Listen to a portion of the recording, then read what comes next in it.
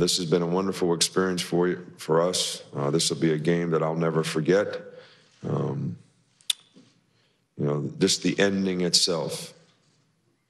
I think you forget that we scored on 4th down, missed a field goal to win, and then got sacked before we made a big play to win the game. So there was a lot of things that happened that were critical moments in the game that really pleased with the way our players responded each and every time they had a circumstance that seemed like it might be very difficult to overcome.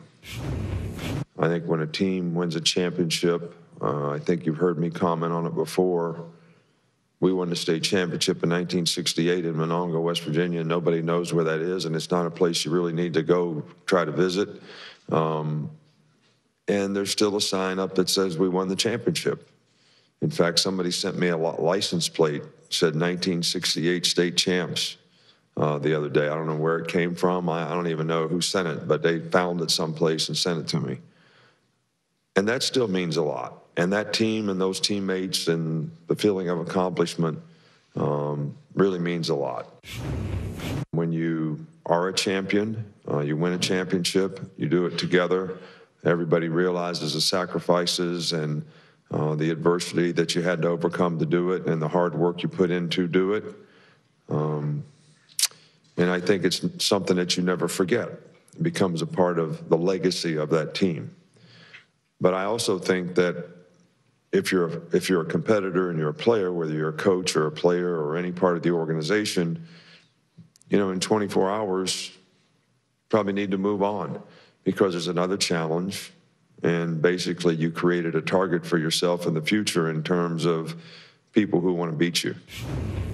I've been part of a team since I was 9 years old. Hard for me to imagine what it would be like not being a part of a team.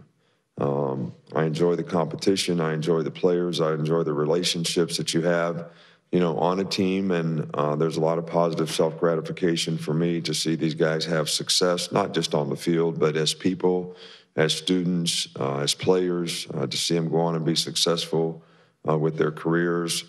So, you know, these are things that I know that I cannot do forever, but there's certainly things that I have enjoyed and hope I can continue to enjoy in the future.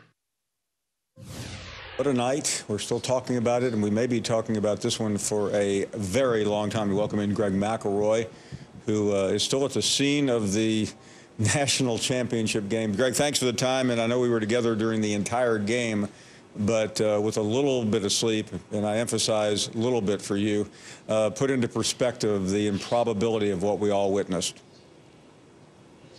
Paul, I honestly, I can't even still 12 hours, 14 hours, 16 hours removed from what we witnessed. I don't think I'll ever be able to fully wrap my head around what we witnessed last night. Thinking about putting a true freshman into a ball game at halftime, down 2 scores, when he'd never played a meaningful snap in his college career, and to see him have the performance that he did, making the timely throws, extending plays, creating on his own, and delivering when his team needed most, it was truly magical. I honestly, if you were to tell me this was a Hollywood script and we would go to the movies, Paul, you and I, and we'd share a large bucket of popcorn and you would eat 1, 2 kernels, I'd eat the rest.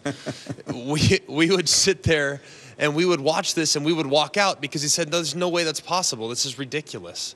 And yet Tua Tagovailoa proved everybody wrong, and Nick Saban proved, I think, to be maybe the greatest coach of all time in game based on the decision that he made last night. I mean, building a program, I think his reputation and legacy was already well understood.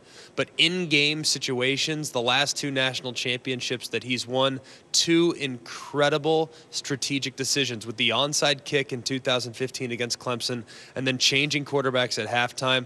I mean, that was absolutely incredible, and it was by far the boldest move of his coaching career.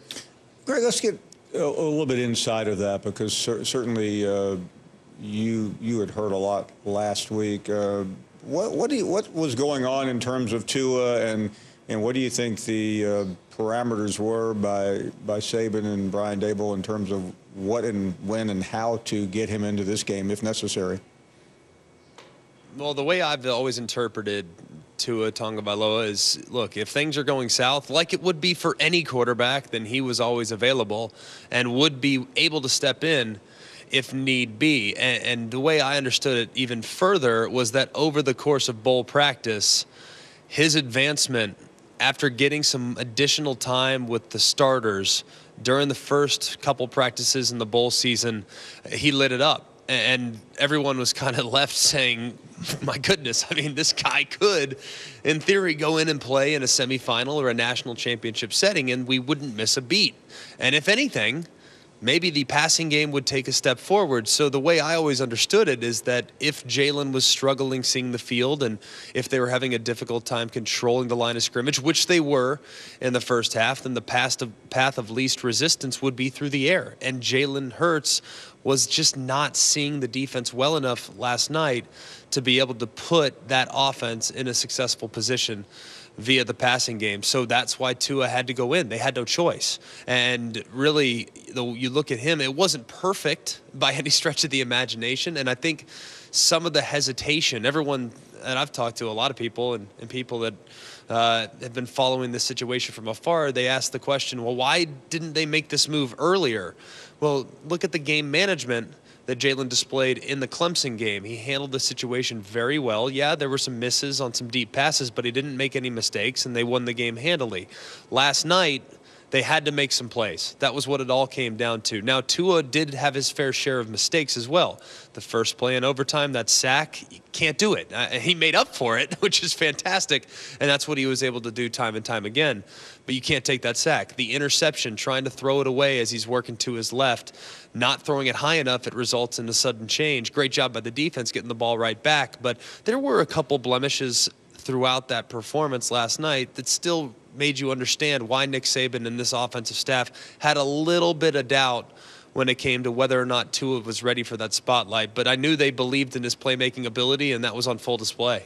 Greg, let's get to the final play because it's going to go down in the lores of Alabama history and college football history. Right. Take us through the whole play and what the options were, what Tua was doing. I mean, it looked pretty obvious what he was doing, but take it through the eyes of you as a quarterback. It's actually quite advanced, Paul. It was a 3-by-1 set. You had 3 wide receivers to the right-hand side. You had 1 wide receiver, Devontae Smith, to the left. It was called Seattle, is what we called it at Alabama. That's what we called it in the NFL.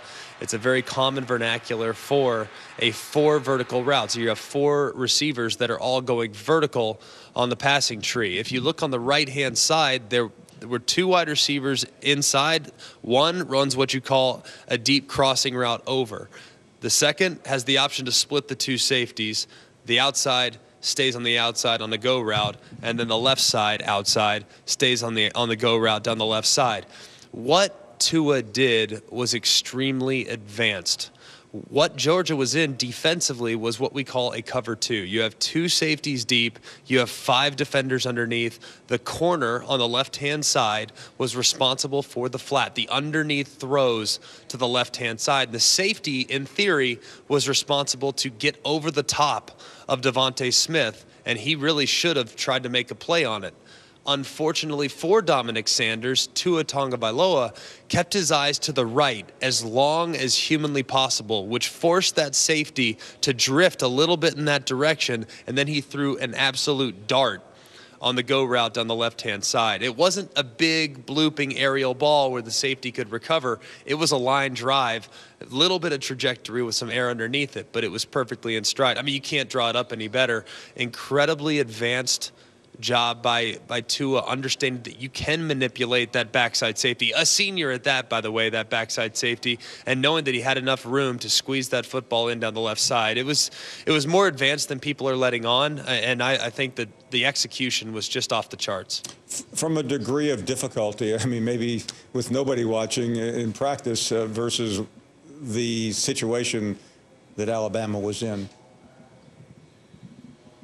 I mean, can I say 12 on a 10-point scale? Yes. I mean, because, first of all, it's a very common defense to see when it's in second and long. I mean, that's very understandable. You see it all the time. So I think when you see that throw, knowing the magnitude, knowing that you just had a catastrophic error when it comes to game management, to have that bounce back ability to say, oh, forget about it, that play's over, I messed it up, I shouldn't have taken the sack, so be it. I'll just sit in here, I'm going to deliver it up, and I'm going to look off as long as humanly possible and hit a receiver in stride. What makes it even more fascinating, Paul, and I know he connected with Devontae Smith. He's a freshman, Tua's a freshman. That narrative's been long drawn out. But he didn't see the receiver. He felt the receiver. And Tua has not gotten every single first-team rep this whole season.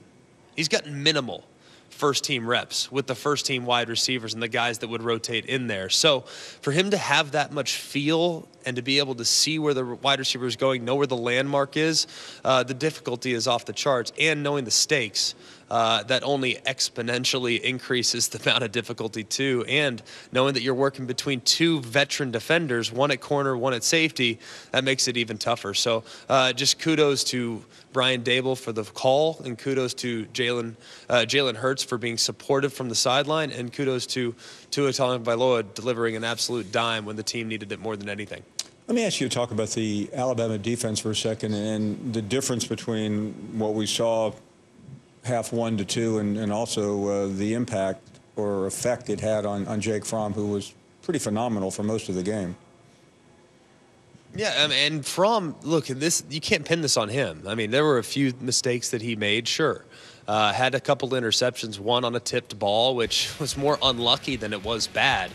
And then I think he underthrew the first deep ball, which, Wims had a chance to make a play on it. Tony Brown just made a better play. But the defensive line in the second half and the way they started to really impose their will and use their athleticism at their disposal. I think Daron Payne made $10 million last night. I really believe it. And in the Clemson game, he was absolutely unblockable. Raekwon Davis had his moments as well, and Buggs and others really stepped up into the forefront because they got pushed around a little bit in that first half, but they settled in, they stuck with it, and they eventually found opportunities to rush the passer and create some negative plays in the run game. So I think that defensive line for Alabama deserves an incredible amount of credit, what it was that they were able to do in the second half in creating one-on-one matchups and exploiting those one-on-one matchups in their favor. Greg, your former coach Nick Saban had every range of emotion during this game. We watched him. He looked very uptight, and then he looked about as happy as almost any of us have ever seen him. What did you see, and how did you feel seeing him as your former coach? Well, I think that he was happier after this championship than I've ever seen him. I really believe that, because if you look at the adversities that this program had to endure this entire season, with the injuries, with inaccuracy at quarterback, with inconsistencies at times along the line of scrimmage, both offensively and defensively. I mean, this has been a turbulent ride. We've been following it. How many different phone calls have you had, Paul, saying that the dynasty's over, it's done? I was in the booth against Mississippi State, and it looked as though it was on a little bit of shaky foundation. The Auburn game was ugly. There was a lot of negativity surrounding the program, and this team just stuck together. And when they had to have it, they made a key switch at the most important position. And I think Nick Saban knows that he took an incredible risk by putting Jalen Hurts on the sideline and Tua Tagovailoa in the ball game. So I think he felt justified in that decision, because it could have blown up. And the toothpaste doesn't go back in the tube when you make that change. He had to stick with it. And he just pressed all the right buttons this year. And he was rewarded with a 6th national championship. And I think probably his best coaching performance to date.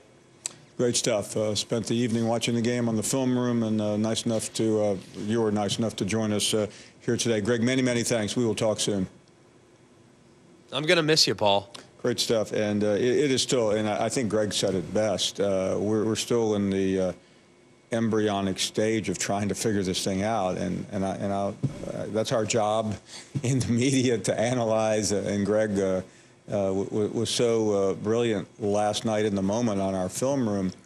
But even today, flying back, talking to people, contemplating, I'm still struggling to frame this without using hackneyed cliches such as the most improbable ending and set of circumstances that I've ever seen. I mean, I thought the Rose Bowl ending was just a one of a kind, but this is even more incredible because of the missed field goal, of the sack, and then one of the most famous plays now in Alabama history, on top of a gutsy decision that we will be talking about as long as our voices hold up for as long as we can remember.